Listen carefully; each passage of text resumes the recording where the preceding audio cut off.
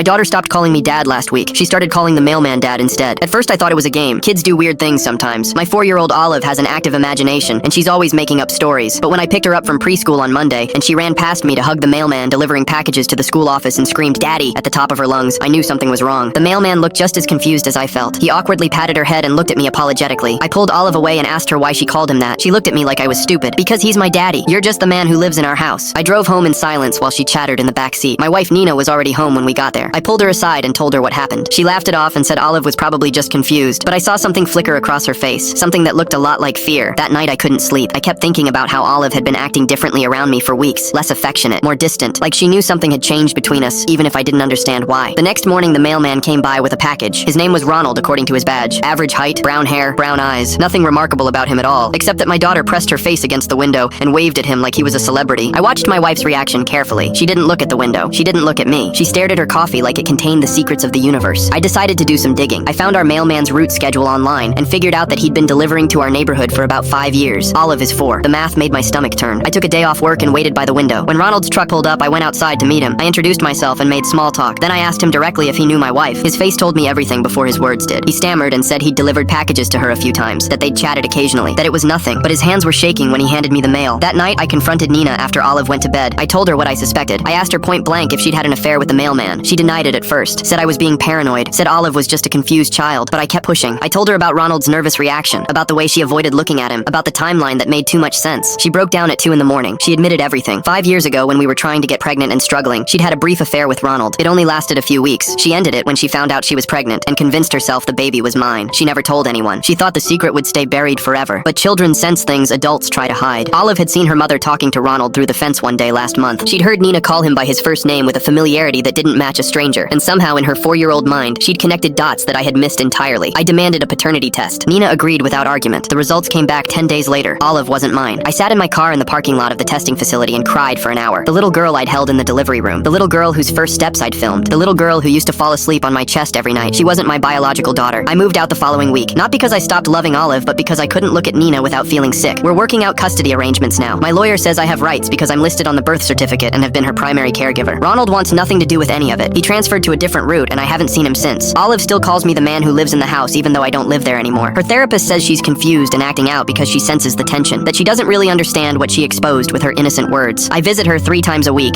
I bring her stuffed animals and read her stories and pretend my heart isn't breaking every time she pulls away from my hugs. Last week she called me daddy again for the first time in 2 months. She was half asleep and probably didn't realize she said it, but I held on to that word like a lifeline. Biology doesn't make a father. 4 years of love and Click the link on the homepage to watch the full follow-up for free.